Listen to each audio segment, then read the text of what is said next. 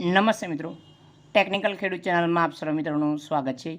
તો મિત્રો, આજની વિડીયોની અંદર આપણે વાત કરીશું ગુજરાતની અંદર જો તમે રહો છો તો તમારે આવકનો દાખલો બહુ જ જરૂરી હોય છે।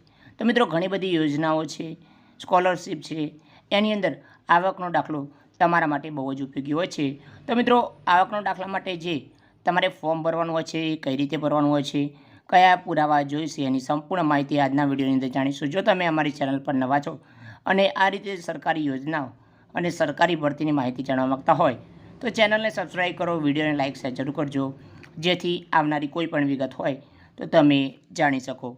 તો ચાલો મિત્રો, આજનો વિડીયો શરૂ કરીએ। તો મિત્રો, આવકનો દાખલો કઢાવતા પહેલાં તમારે બેઝિક વિગતો એની જાણવી બહુ જ જરૂરી છે।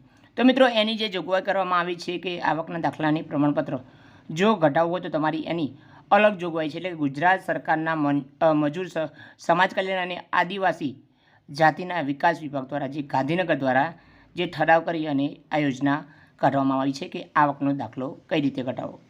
તો એની અંદર અરજી કોને કરવી, કારણ કે તમે જાણતા હશો ઘણા બધા નવા હોય છે કે આવકનો દાખલા માટે અરજી ક્યાં કરવાની હોય છે। તો મિત્રો, દરેક તાલુકાની અંદર જે મામલતદાર કચેરી હોય છે એની અંદર જે જનસેવા કેન્દ્ર હોય છે તો ત્યાં તમારે અરજી કરવાની હોય છે। તો મિત્રો, આ આવકનો દાખલો અધિકારી દ્વારા જે સત્તા અધિકારી છે એ કઈ રીતે નીકળે છે, તો એની અંદર આપણે વાત કરીએ કલેક્ટર, જિલ્લા વિકાસ અધિકારી શ્રી, મદદનીશ નાયબ કલેક્ટર શ્રી, નાયબ જિલ્લા અધિકારી, મામલતદાર શ્રી, જિલ્લા સમાજ કલ્યાણ અધિકારીને સુધરાઈને ચીફ ઓફિસર શ્રી સર્વે કરીને આ દાખલો નીકાળવામાં આવે છે।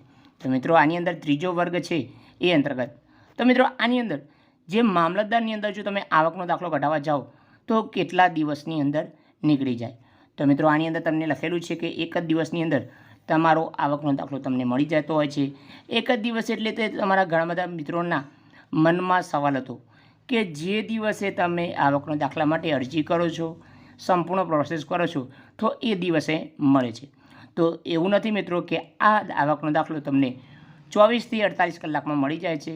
એટલે કે જો તમે આજે અરજી કરી હોય તો તમને બીજા દિવસે તમને આવકનો દાખલો એ જ સમય સવાર અથવા સાંજે જે સમય આપેલો હોય છે એ સમય દરમિયાન તમારે લેવા જવાનો રહેશે। તો મિત્રો, આવકનો દાખલો કઢાવવો છે તો ઘણા બધા મિત્રોને એવું હોય છે કે આવકનો દાખલો કઢાવવા માટે કયા કયા પુરાવા જોઈએ, તો એના વિશે આપણે જાણી લઈએ। તો કુટુંબનો સભ્યોની વિગતો દર્શાવતું પત્રક, એટલે કે કુટુંબના સભ્યોની અંદર કેટલા સભ્યો છે એનું પત્રક, તો રેશન કાર્ડની અંદર તમને સંપૂર્ણ માહિતી મળી જશે, તો એ પણ લઈ જઈ શકો છો। સાથે મિત્રો, અરજદારનો તલાટી સમક્ષ રૂબરૂ જવાબ, એટલે કે તલાટીની અંદર જે સહી સિક્કા કરાવવાના હોય છે, જે તમને ફોર્મ આપ્યું હોય છે એની અંદર સહી સિક્કા કરાવવાના હોય છે, તો એની રૂબરૂમાં જવાબ, પંચનામું, રહેઠાણ અંગેનો પુરાવો, તો મિત્રો એની અંદર મતદાર ફોટો, ઓળખ કાર્ડ હોય અથવા કોઈ પણ બિલ હોય લઈ જઈ શકો છો। સાથે મિત્રો, રેશન કાર્ડ તમારા માટે બહુ જ ઉપયોગી છે। તો મિત્રો, છેલ્લા માસનું જે ટેલિફોન બિલ હોય એ પણ લઈ જઈ શકો છો, કારણ કે આની જરૂર નથી, તમારે માત્ર લાઇટ બિલ લઈ જવાનું રહેશે। તો મિત્રો, જો તમે નોકરી કરતા હોય, ધંધો કરતા હોય તો એ પગારનું ઇન્કમ ટેક્સ ભરતા હોય અથવા તમે નોર્મલી વકીલ જોડે લખાવી શકો છો। ધંધા અને વ્યવસાયનો પુરાવો, એટલે કે ધંધો ક્યાં કરો છો, એ અંતર્ગત તમે કયો ધંધો કરો છો એનો પુરાવો તમારા જોડે હોવો જોઈએ। ધંધો વ્યવસાય આવક છેલ્લા વર્ષની સર્વે નકલ કરેલ ઇન્કમ ટેક્સની નકલ હોય તો લઈ જઈ શકો છો, અથવા ચાલી પણ શકે છે। તો મિત્રો, આ પ્રકારનું તમને એક ફોર્મ જોવા મળશે। તો મિત્રો, આની અંદર સ્પષ્ટ લખેલું છે કે આવક અંગેનું પ્રમાણપત્ર મેળવવા બાબતે તો મિત્રો અરજદારનું નામ, સરનામું, તારીખ સૌથી પહેલાં તો નાખવાનું છે, બારકોડ સ્ટીકર જગ્યા જે કોર્ટની ફી સ્ટેમ્પ છે 3 રૂપિયાનો માત્ર લગાવવાનો રહેશે। તો મામલતદાર અંતર્ગત તમારે કયા જિલ્લાની અંદર છો, કયા તાલુકાની અંદર છો એની વિગતો રહેશે। આવક અંગેનું પ્રમાણપત્ર મેળવવા બાબતે કે ઉપરોક્ત વિષયની પ્રવૃત્તિ જણાવવાનું કે અમુક ઉપરોક્ત દર્શાવે સરનામે રહીએ છીએ અને અમુક લોન લેવા માગતા હોય, શિષ્યવૃત્તિ લેવા માગતા હોય એ અંગેનું આવકનું પ્રમાણપત્ર લેવા માગો છો તો તમારે એની વિગતો દર્શાવવાની રહેશે। તો મિત્રો, આની અંદર નોર્મલી વિગતો છે જે તમે જોઈ શકો છો।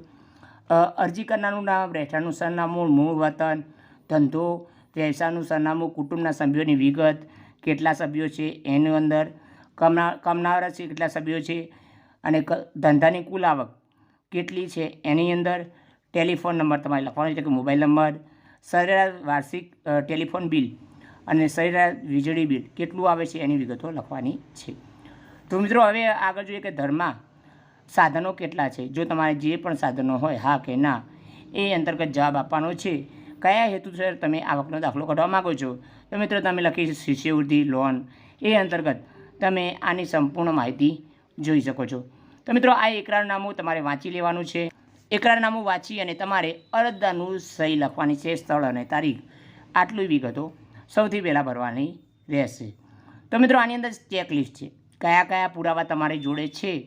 હા તો પાન નંબર લખવાનું રહેશે, કારણ કે જે તમે પાછળ જે ફોર્મની પાછળ જે પુરાવા લગાવ્યા છે તો કયા પાના નંબર પર કયો પુરાવો છે તો તમારે લખવાનું છે. જે પુરાવા છે કે નથી એ અંતર્ગત લાગુ પડતા હોય તો તમારે વિગતો અહીંયા દર્શાવવાની રહેશે. અને જે પાછળ તમે ફોર્મ લગાવ્યા પાછળ તમે દસ્તાવેજો લગાવ્યા છે એની વિગતો લખવાની રહેશે. હવે મિત્રો સેકન્ડ સ્ટેપ જોઈએ કે જે આપણે સેકન્ડ સ્ટેપની અંદર જે અરજીપત્ર સ્વીકાર્યું છે એ અંતર્ગત એને અરજદારનું નામ સહી અંગૂઠો કરતા હોય એ અંતર્ગત એની વિગતો દર્શાવવાની રહેશે. તો મિત્રો પરિસ્થિતિ અરજદાર સાથેનો સંબંધ એટલે કે જે તમારા રેશન કાર્ડની અંદર જેટલા પણ નામો હોય એના વિગતો અહીંયા લખવાની છે. પછી અરજદારે અહીંયા સહી સિગ્નેચર કરવાની રહેશે. હવે મિત્રો જાણીએ કે પરિસ્થિતિ અરજદારનો રૂબરૂ જવાબ. તો મિત્રો આવક અંગેનું પ્રમાણપત્ર મેળવવા માગો છો તો એ અંગેનું તમારે અહીંયા સંપૂર્ણ માહિતી લખવાની છે. એના પછી તમારે અરજદારનું સહી અને અંગૂઠો અને રૂબરૂમાં તલાટી જોડે જઈ અને સહી સિક્કા કરાવવાના રહેશે. તો મિત્રો હવે બીજી વિગતો આપણે જાણી લઈએ. પછી તમારે પંચનામું કરવાનું છે. તો મિત્રો 2 સાક્ષી તમારે રાખવાના છે.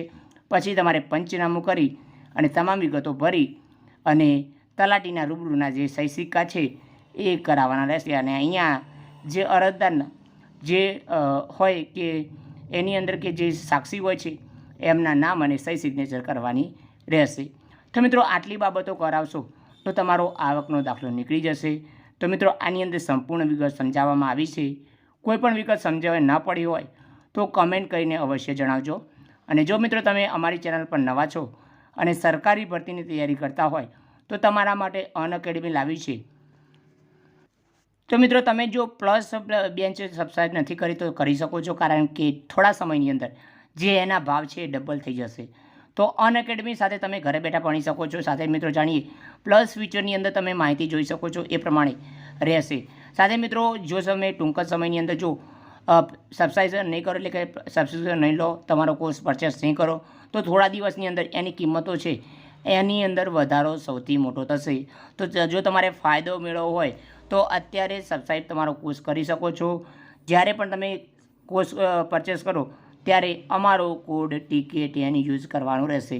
જો તમે TKTN યુઝ કરશો તો તમને 10% ઓફ મળશે. સાથે મિત્રો જે ફ્રી ટેસ્ટ અને સ્કોલરશિપ જે સિરીઝ ચાલી રહી છે ફ્રી ટેસ્ટ માટે જે સ્કોલરશિપ મળશે તો તમને સૌથી મોટો લાભ મળશે અને તમારા પરિવારની અંદર જો તમને સપોર્ટ પણ મળશે. સાથે મિત્રો જાણીએ કે પ્લસ ટેસ્ટ પણ જારી છે. એ અંતર્ગત બેચ કોર્સમાં આપણે વાત કરીએ તો પરિવર્તન નામનો જે બેચ કોર્સ છે 19 જુલાઈ, જ્યારે પ્રહાર નામનો બેચ કોર્સ છે 19 જુલાઈ.